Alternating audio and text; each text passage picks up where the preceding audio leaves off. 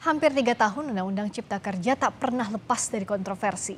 Presiden Joko Widodo menerbitkan Perpu Cipta Kerja nomor 2 tahun 2022 menggantikan Undang-Undang Cipta Kerja lama. Substansi Perpu Ciptaker nomor 2 tahun 2022 ini menuai polemik dan terus menjadi sorotan, di antaranya terkait upah minimum, alih daya atau outsourcing hingga pesangon. Kita bahas malam ini, sudah bergabung Irfan Pulungan, tenaga ahli utama Kantor Staf Presiden. Bergabung juga nanti Said Iqbal, Presiden Konfederasi Serikat Pekerja Indonesia KSPI, dan ada Mbak Giani, peneliti Litbang Kompas. Selamat malam, Bung Irfan, juga Mbak Giani. Malam. Selamat malam, Priska, Mbak Giani. Selamat malam, saya ke Mbak Giani dulu. Dari hasil jajak pendapatnya Litbang Kompas, bagaimana ini? Kalau tadi kan sebagian besar tidak setuju atau merasa tidak terwakili. Detailnya seperti apa, Mbak Giani? Iya, Mbak. Jadi kami memang begitu Perpu ini dikeluarkan oleh pemerintah, kami ingin tahu bagaimana masyarakat melihat hal ini. Eh, Seperti yang sudah kami duga, memang sebagian besar masyarakat itu, ya sekitar 60% itu menyatakan eh, kurang sesuai dengan aspirasi masyarakat ya terbitnya Perpu ini, karena itu berdasarkan kepada Undang-Undang Cipta Kerja yang sudah diundangkan sebelumnya, seperti itu. Lalu kenapa itu tidak disetujui oleh publik, ya karena kurang menyerap aspirasi masyarakat, dan Perpu itu dikeluarkan sebenarnya dalam kondisi yang dianggap publik itu tidak memenuhi unsur kegentingan yang memaksa. Nah gitu, jadi dari awal sudah ditolak, kemudian dengan alasan adanya kegentingan memaksa itu juga di persepsi publik tidak sesuai, sehingga muncullah penolakan itu. Seperti itu, Mbak. Oke, nah kalau dari penolakan ini yang tergambarkan dari jajak pendapat Litbang Kompas, gimana kalau dari KSP lihatnya, Mas Irfan? Ya, makasih Priska. Mbak Giani, ini memang hasil survei dari Litbang Kompas ya. Ya, pertama kita mengucapkan terima kasih kepada Litbang Kompas yang telah melakukan kajian telitinya, kajian telahnya secara akademik ya, melakukan survei terhadap Perpu ini. Tentu kita sadari ada yang pro, ada yang kontra. Memang keputusan Pak Presiden mengeluarkan Perpu itu pasti ada yang pro dan ada yang kontra. Tapi yakinlah apa yang diambil oleh Presiden, pemerintah ya dalam kebijakannya itu tidak terlepas adalah memikirkan atau melihat kondisi-kondisi yang ada, apakah hari ini atau di kemudian hari gitu. Memang kebijakan Presiden mengambil keputusan Perpu ini memang tidak populis gitu. Kita menyadari bersama gitu. Pasti banyak yang mengevaluasi, banyak yang mengkritisi gitu terhadap syarat-syarat formil dikeluarkannya Perpu ini. Nah, kalau sekarang progresnya seperti apa, Bung Irfan? Apakah sudah ada persetujuan dari DPR saat akan dibacakan di rapat paripurna ini? Sejauh ini seperti apa progresnya? Ya, itu kan nanti kembali lagi kewenangan di DPR ya. Tentu pemerintah kan tidak bisa mencampuri kapan dilakukannya pembahasan mengenai Perpu ini. Itu kewenangan di DPR. Ya, kita tunggu saja. Tadi kan juga dalam cuplikan di awal tayangan ini, Pak Menko itu mengatakan kita menunggu saja apa yang menjadi agenda kapan dibahasnya Perpu ini. Oke, saya akan sapa juga Bung Said Iqbal, Presiden Konfederasi Serikat Pekerja Indonesia KSPI dan juga Presiden Partai Buruh. Bung Said, selamat malam. Selamat malam, Mbak. Sebenarnya 9 poin tuntutan buruh ini detailnya pasal mana saja yang paling urgent? Ada 9 poin yang menjadi tuntutan Partai Buruh bersama organisasi serikat buruh terhadap isi Perpu nomor 2 tahun 99 ataupun rencana akan dibahas menjadi sebuah undang-undang tentang Omnibus Law Cipta Kerja di DPR RI sebagaimana disampaikan Menko Perekonomian. Apa yang disampaikan Litbang Kompas mencerminkan apa juga yang dirasakan oleh kaum buruh petani. Untuk kaum buruh ada 9 poin, untuk petani ada 3 poin yang ditolak terhadap isi Perpu maupun yang nanti ada undang. Untuk buruh 9 poin tersebut adalah yang pertama tentang upah minimum. Bagaimana mungkin antara pasal di batang tubuh saling meniadakan. Dikatakan di situ formula kenaikan upah minimum adalah inflasi, pertumbuhan ekonomi, dan indeks harga. tertentu, tapi Ya. di pasal yang lain kemudian disebut formula ini bisa berubah sesuai dengan keadaan ekonomi. Hmm. Ini saya sebagai ILO governing body, salah satu pengurus pusat Badan Perserikatan Bangsa-Bangsa, ILO berkantor di Jeneva, di seluruh dunia nggak ada pasal kayak begitu. Begitu pula dengan indeks tertentu, itu membuat upah menjadi murah. Upah menentukan upah minimum hanya ada dua. Satu, standard living cost. Di Indonesia disebut dengan KHL, kebutuhan hidup layak, survei ke pasar, 60 item. Atau kalau menggunakan makroekonomi, maka dia harus menggunakan inflasi plus pertumbuhan ekonomi, tidak ada indeks tertentu. Nah, yang kedua adalah outsourcing. Ini bahaya benar. Negara menempatkan dirinya sebagai agen outsourcing. Outsourcing di seluruh dunia itu adalah modern slavery, yaitu perbudakan zaman modern. Jadi, kalau negara Indonesia pemerintah sebagai agen outsourcing, kita makin menjadi bingung karena di situ pemerintah yang boleh menyatakan ini boleh pekerjaan di outsourcing, ini boleh pekerjaan tidak di outsourcing. Berikutnya? Negara menempatkan diri sebagai berikutnya adalah tentang pesangon. Pesangon menjadi murah. Itulah yang menjelaskan kenapa JDI, Shopee, Blibli, Tokopedia, GoTo, Nikomas melakukan PHK besar-besaran dan penawaran pesangon dalam bentuk kompensasi karena murah 0,5 kali aturan tertentu. Kalau pakai Undang-Undang Nomor 13, dia sekurang-kurangnya 1 kali. Boleh 2 kali, boleh 3 kali sesuai aturan yang berlaku bila mana ada kesepakatan. Oke, Bung Said Iqbal, kita tadi tangkap 3 poin dari 9 poin yang sebelumnya sudah disampaikan juga. Saya minta tanggapan dari Bung Irfan.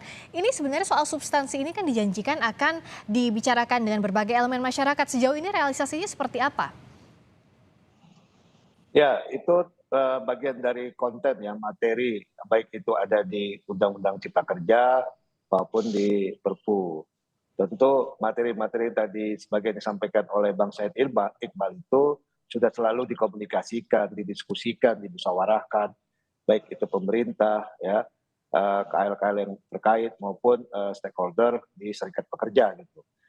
Pemerintah selalu membuka diri terhadap semua persoalan-persoalan yang dianggap oleh serikat pekerja. Namun perlu diperhatikan Mbak Priska, pemerintah kan tidak hanya memikirkan saat ini orang yang sudah bekerja, tapi pemerintah ke depan jauh lebih memikirkan bagaimana peluang kerja bagi orang yang membutuhkan para pencari kerja. Nah, para pencari kerja itu setiap tahunnya sangat meningkat. Itu yang harus juga dipikirkan oleh pemerintah ke depannya. Makanya bagaimana misalnya proses ketentuan materi-materi atau substansi yang ada di Undang-Undang Cipta Kerja maupun Perpu itu, ya kita memikirkan tidak hanya bisa teman-teman yang hari ini sudah bekerja, bagaimana pelayanannya, bagaimana kemudahan dan semua yang diinginkan. Tapi jauh lebih penting adalah mereka-mereka ini yang lulusan sekolah SMK sederajat maupun kuliah S1, bagaimana kemudahan untuk mencari kerja. Itu yang harus kita pikirkan. Mudah-mudahan nanti Bang Said Iqbal sebagai ketua buruh juga bisa memikirkan itu. Ya, tidak hanya memikirkan orang yang sudah bekerja, tapi jauh lebih penting lagi orang pencari kerja. Ya, itu yang perlu Ini terlalu terburu-buru atau tidak pengesahan Perpu ini, Bung Irfan? Ya, itu tanya ke DPR, kan pengesahan itu kan ada di kewenangan wilayah. Ya, tapi DPR. prosesnya ini sejauh ini apakah sudah cukup waktunya untuk menyerap aspirasi masyarakat sebelum nantinya ke DPR sejauh ini?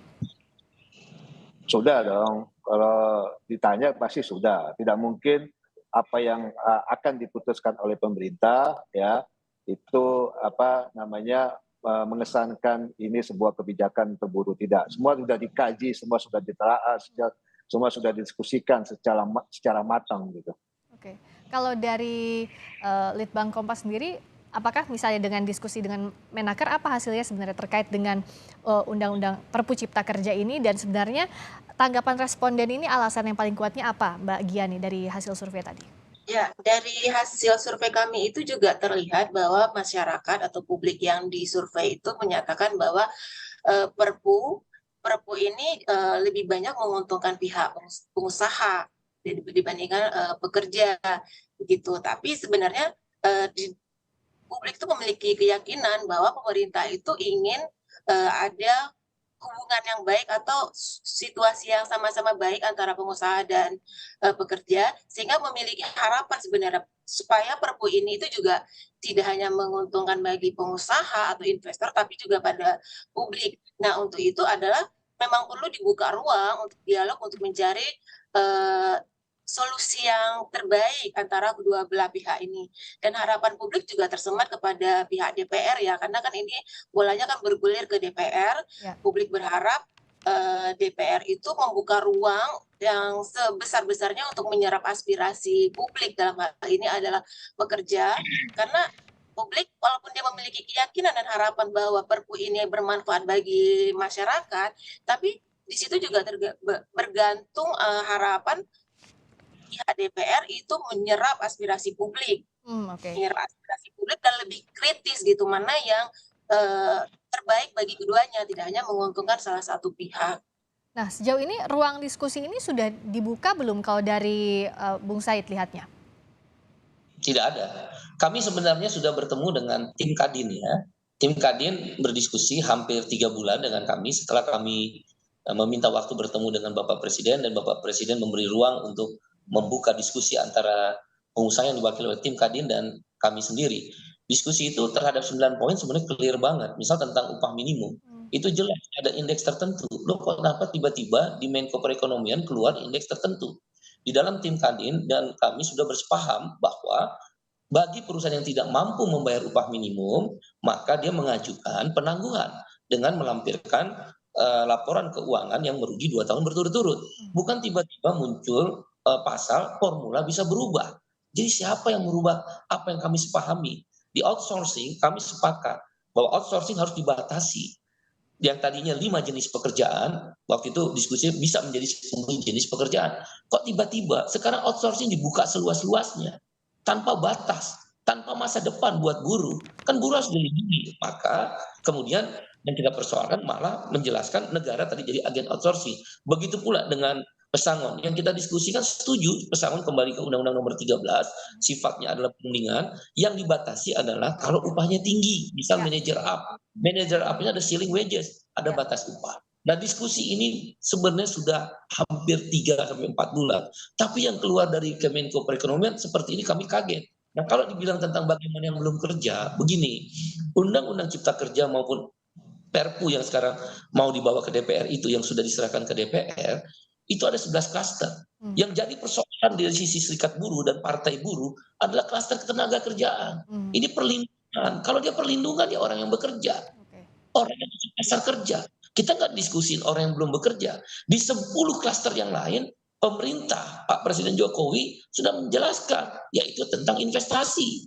Itulah yang berbicara tentang orang yang belum kerja. Jadi jangan campur aduk. Seluruh dunia nggak ada undang-undang mencampur aduk antara orang yang belum kerja dan orang yang sudah kerja. Undang-undang perlindungan tenaga kerja itu adalah untuk orang yang bekerja dan orang yang asal kerja. Itu yang dibilang keseimbangan keadilan tadi. Oke, kalau Bung Ade Irfan, bagaimana pemerintah menjamin agar tadi yang dikhawatirkan ini menguntungkan pengusaha saja, sementara Presiden Jokowi menjanjikan bahwa ini adalah untuk investasi dan juga untuk antisipasi resesi. Bagaimana menjaminkan ini? Ya, memang kalau kita terus melihat ya dari berbagai sudut pandang, ini seperti diskusinya antara mana telur, mana ayam lebih dulu. Jadi nggak akan bisa selesai tanpa kita melihat sisi positif atau apa yang menjadi kepentingan kita bersama-sama gitu. Kebijakan ini tentu sangat tidaklah populis di masyarakat. Pemerintah menyadari itu. Undang-Undang Cipta Kerja ataupun Perpu Cipta Kerja Mbak Priska, ini bukan seperti kita makan coklat, terasa langsung enak dan manisnya, Bang Said. Ya, bukan seperti itu. Memang seperti kalau saya menganalogikan ya, ini seperti misalnya program Pak Jokowi di awal pemerintahannya, ya periode pertama itu, dia melakukan pembangunan infrastruktur di seluruh pelosok negeri ini. Banyak orang mengkritisi, banyak orang mengeluh, banyak orang yang mencerca kebijakan itu. Untuk apa membangun infrastruktur? Kenapa uangnya itu tidak diberikan kepada orang-orang yang membutuhkan lapangan pekerjaan, kesejahteraan, kesehatan gitu. Hari ini baru terasa manfaat pembangunan infrastruktur itu. Dibuat jalan tol, irigasi, dan lain sebagainya. Baru terasa masyarakat.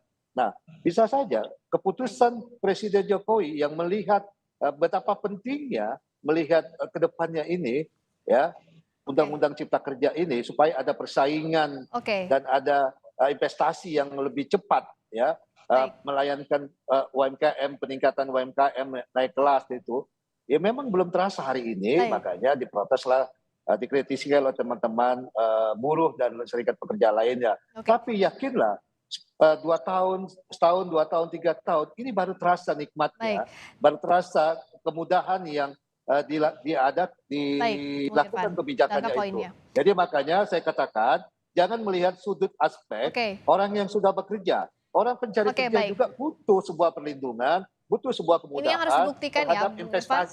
investasi yang akan masuk ke Oke. Republik ini. Baik, ditangkap poinnya tadi yang harus dibuktikan pemerintah ini betul-betul untuk kepentingan tidak menguntungkan salah satu pihak saja pengusaha tapi juga pekerja dan akan diawasi pasti. juga oleh Bung Said dan kawan-kawan. Terima kasih atas waktunya. Itulah tugas Baik. pemerintah, Mbak. Baik, terima kasih. Mbak Priska. Baik, terima kasih Bung Ade Irfan Pulungan, tenaga ahli utama Ya, KSP. Terima kasih Bung Said Iqbal, Presiden Konfederasi Serikat Pekerja Indonesia KSPI. Terima kasih Mbak Giani, peneliti Litbang Kompas telah bergabung di Sapa Indonesia Malam.